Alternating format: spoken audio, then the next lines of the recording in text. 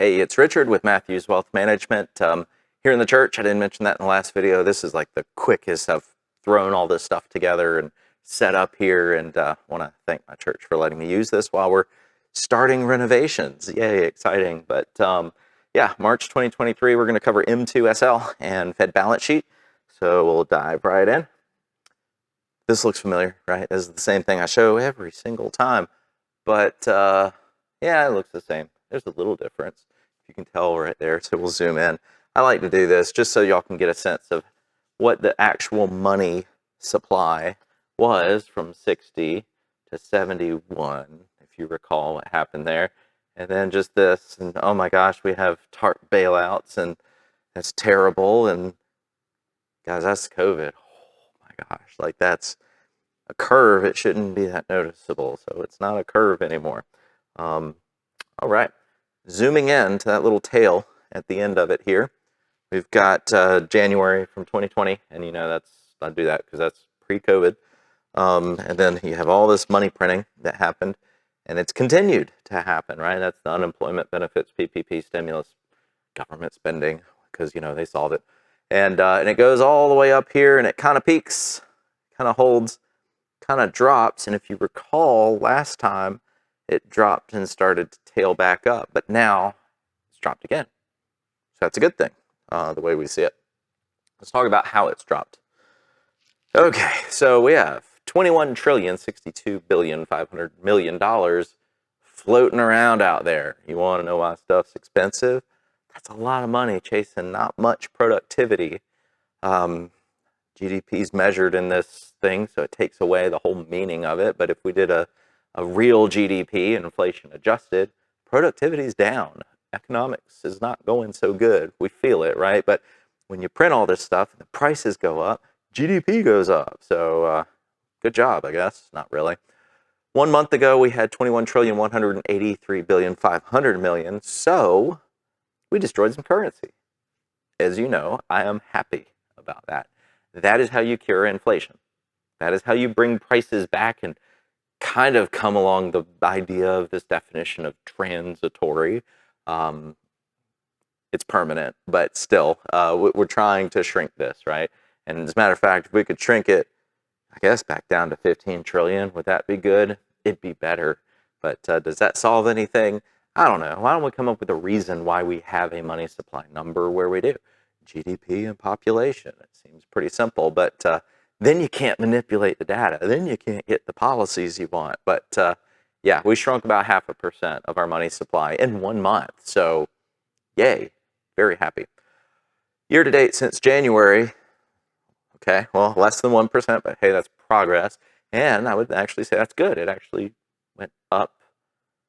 The pace, I guess, of money destruction went up from year to date. A year ago this time, 2.35%. Cool. Please keep it going. We took a step backwards in February, but we're still on track. That's what that plateau and starting to go on the descent is. Spoiler alert, they're going to change that. But yeah, we're still up 36.75% since January pre-COVID, and therefore, what do you think the overall cumulative inflation is going to be? Rocket science, right, guys? All right. Let's talk about balance sheet next. I can't hit a button. Okay. Whoa. Yeah, that's the TARP bank bailouts that we all hated. And it kept going up. It kind of started to come down, and then it went up again. And then I guess you can't have a market-based mortgage world. You have to always support it. And so what a lot of people didn't know was back in 2017, we tried quantitative tightening, which just means Fed stop holding assets, right? Like, you're the debt world, right? Like, you're the lender of last resort. Why are you buying stuff? But we had to, because of an emergency, we had to change the way the world works, and we're not going back, because don't let a good crisis go to waste. Anyway, that wasn't going to work. And before, I like this bump here. Did anybody know about that bailout? That huge, I think it was 1.6 trillion spent before COVID? No, you forgot about it because COVID, and that changed everything. Secure Act, did you forget about it? Because COVID, same thing. And now we got a Secure Act 2.0, which I'll do a video on. That's pretty cool stuff. So huge bump on just buying up bad stuff. That's what the Fed does when there's a crisis, so that we don't actually realize any losses for terrible investment decisions. The government will socialize those losses through inflation. Get it? That's how hard this is. Everything else is just fancy words, but socialize the losses through inflation. I think I'll just that's the new tagline. Cool, moving on. Let's look at what's happened. We got this going up and now coming down. Remember, we were happy about that in January and February. Uh-oh, what was that? I don't know if you could see that. Like, pause, zoom in. Huh, what is that? That was BTFP, right? So you had Signature Bank and Silicon Valley Bank. They are terrible. They don't exist anymore. SVB got bought by First Citizens. That was cool. But yeah, we had to buy some bad debt that SVB and Signature did. ESG garbage, but it's also treasuries, right? If you watch the SVB video, interest rate risk is real. It also affects capital requirements, capital reserve requirements, fractional reserve requirements for how banks create money out of thin air, because they don't actually hold your money. They create money with it. So that was huge, right? That's a problem. The balance sheet, we were trying quantitative tightening, and we got a crack, right? Something's going wrong in the system. And so they raised it another 0.25% here in March after this happened. And will there be more cracks in there? I think there are. I think corporate debt is the next thing to start looking at. Check out balance sheets of your equities for all you other advisors out there. All right, so let's look at those numbers. Yeah, I blew this up because we just created 3.5% more assets / debt on the balance sheet, because you know what they do is they buy assets. But what do they buy it with? They don't have anything. So they print it out of thin air so that they could put that money out there to save the banks and prop them up and save the depositors too. Like, if you have more than $250,000 in a bank and the bank goes under, so what? That's your fault. Like, where's your risk in making good decisions? Oh, it's a bank, I'll get bailed out.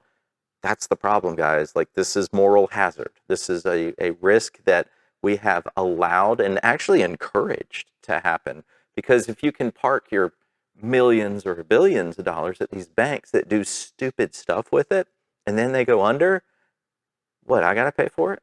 Through inflation or taxation. It doesn't matter. It's the same thing. But 3.5% in 1 month was the increase we had on that balance sheet. And I thought the whole goal was to start selling things off, because it is. Because the Fed doesn't even need to exist. This is all garbage. I'm literally wasting my time explaining a system that is dumb. But anyway, year to date, we've increased 1.46. So we were on the way down. You saw that in the graph. But then, boom, 2 banks. Actually, there are 2 more banks that are distressed that are being bought out. But it's not in the news, so don't worry about it, right? Okay, 1 year ago, we have sold off 3.4% of the bad stuff that the Fed had to buy during COVID. Since COVID, they've doubled, more than doubled, 106.83%. What I found interesting on that, because this is a static number, I don't change this every single video. January is the same, year to date is the same throughout the year, but January is always the same, and this was 98. So you're saying, okay, 3.5, but that was a 8% swing on the since then, and that has to do with the timing and how we're doing the rest of this. So yeah, I'm happy about M2 being cut, but they just created this money out of thin air also. So what's up with that? How does that work? If you can destroy M2 and at the same time print billions of dollars. Well, that's the next slide. So let's talk about what that means. Balance sheet growth, if it's red, it's bad. $292.7 billion were just printed out of thin air, okay? And then M2, that drop that we saw that I was happy about, the 0.57, it represents $121 billion. Well, when you subtract a negative, what do? The fiscal cut. What is fiscal? If you can recall, that is government spending, treasury creation, because treasury creation also requires Fed printing, because nobody's sitting on any money, guys. Money doesn't even exist anymore. It's all about credit. It's all about this, oh, you're good for it based on future labor, future taxation, future inflation. So nobody actually has any money. If Fort Knox doesn't have any money to start passing out to everybody, stuff's just printed out of thin air as an IOU, and we circulate it around, and we all are like, yeah, I guess that's money. It is not money. But now, a fiscal cut of a negative 413.7 trillion. This isn't going to be good for how we got a debt ceiling coming up, right? So one of the things that Janet Yellen's been doing is she's been slowly spending down the Treasury Guarantee Account, the TGA, as a way to buy time until the end of June to finally have the Democrats and Republicans come together and be friends and don't shut down the government, because they take care of us or something. We're dependent on them. That's right. So if we do that, if we don't shut down and we agree to raise the debt limit, well, we got these currency issues too right now. Like the dollar is not really useful, as valuable as it used to be. Duh. But we're going to have some issues because the government's going to have to spend a lot to prevent some major recessionary things. We got bank earnings coming out, and earnings are going to be coming in from first quarter here, I think starting tomorrow, as a matter of fact. And it's probably not good, but it's offset by lower CPI. Well, lower CPI is offset by the last year of them doing this. So, yeah, I don't think this ends well. But this is what matters. This is literally what controls your 401k. This is literally where your retirement lifestyle is going to end up. This is the roulette wheel of all these different things and people who act like they know what they're doing, but don't have a holistic view of economics. In fact, Powell's an attorney.